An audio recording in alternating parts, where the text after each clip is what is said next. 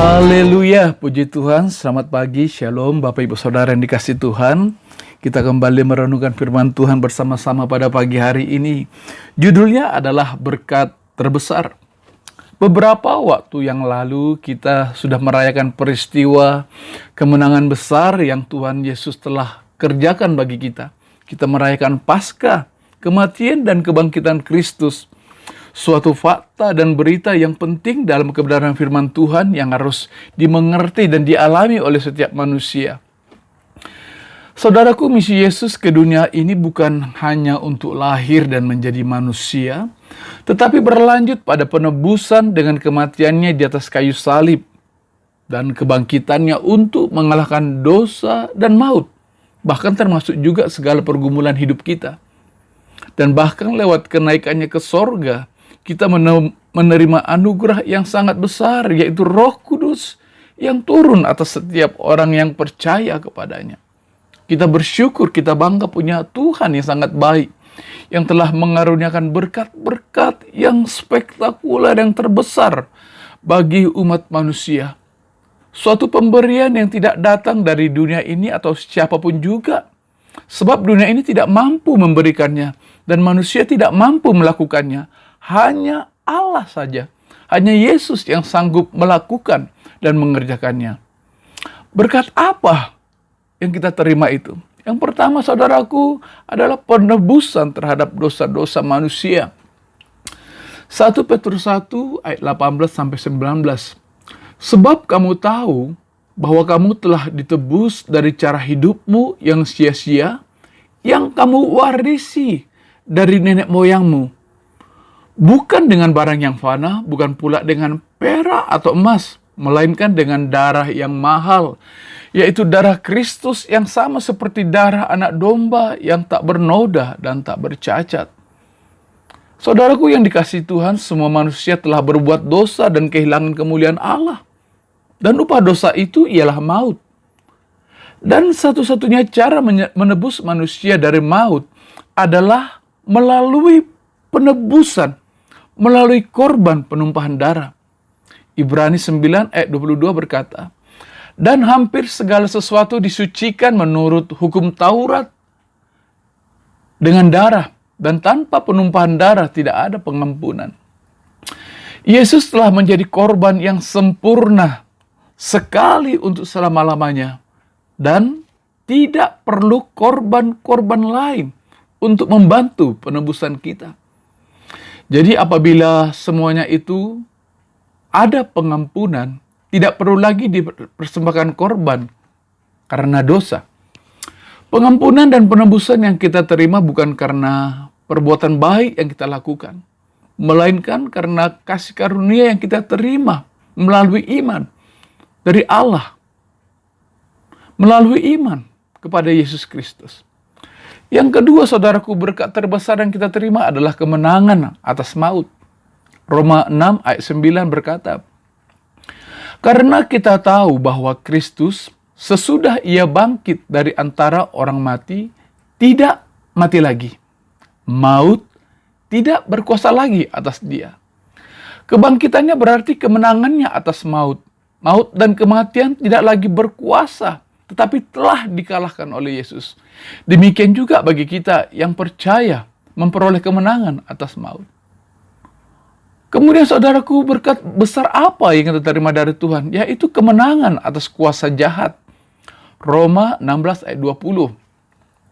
Semoga Allah sumber damai sejahtera segera akan menghancurkan iblis di bawah kakimu. Kasih karunia Yesus Tuhan kita menyertai kamu.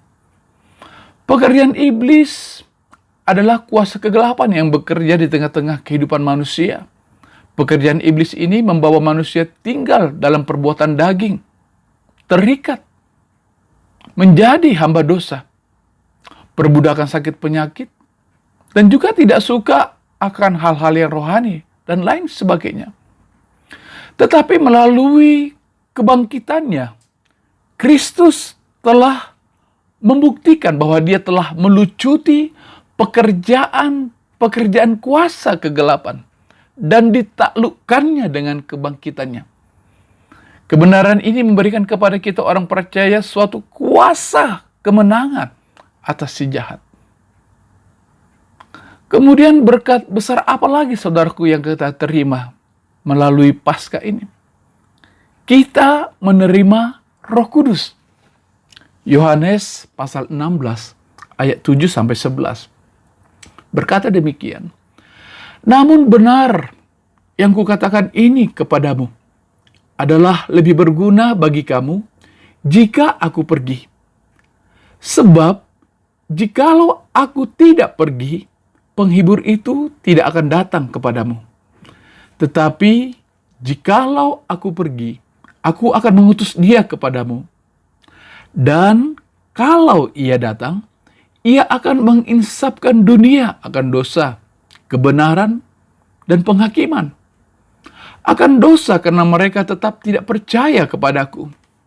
Akan kebenaran karena aku pergi kepada Bapa dan kamu tidak melihat aku lagi.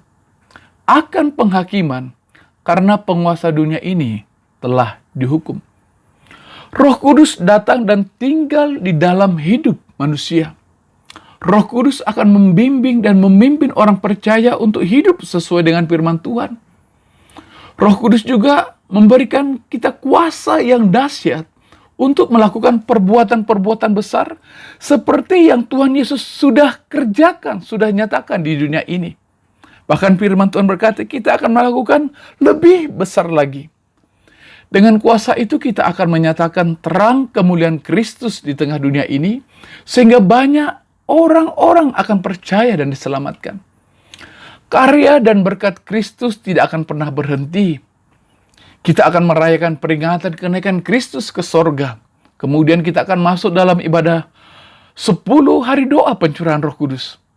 Pencurahan Roh Kudus yang terjadi 2000 tahun yang lalu terus terjadi sampai hari ini. Bahkan lebih dahsyat lagi menjelang hari kedatangan Tuhan Yesus yang kedua kalinya. Seperti yang tertulis di dalam Kisah Para Rasul, pasal pertama ayat yang ke-8.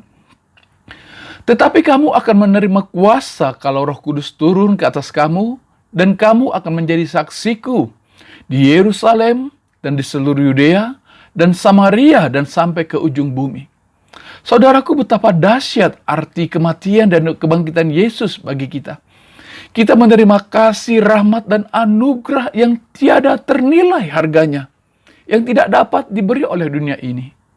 Itu sebabnya Allah menghendaki agar setiap anugerah itu kita hargai, kita hormati, kita respon dengan menjaga hidup senantiasa berkenan kepada Allah. Bahkan melalui kematiannya Tuhan mau kita juga terlibat dalam penyampaian kasih karunia, kabar baik, Injil keselamatan kepada orang lain. Tuhan mau saudaraku kita turut mendapatkan bagian, berkat dan kemuliaan atas peristiwa tersebut. Puji Tuhan, Tuhan memberkati kita semua. Mari kita berdoa saudara. Bapa, terima kasih buat karya salib-Mu yang menjadikan kami anak-anak-Mu. Bahkan Engkau menjadikan kami saksi-saksi-Mu Tuhan, yang diperlengkapi dengan kuasa Roh Kudus. Berikanlah kami hikmat dan keberanian untuk bersaksi tentang Engkau, sehingga banyak orang-orang datang kepada Engkau dan diselamatkan. Terima kasih Bapa yang baik buat firman-Mu. Dalam nama Tuhan Yesus Kristus, kami berdoa dan bersyukur. Haleluya. Amin. Puji Tuhan. Selamat pagi Bapak Ibu Saudara yang dikasihi Tuhan. Selamat beraktivitas. Berkat-berkat Tuhan menyertai kita sekalian. Haleluya. Amin.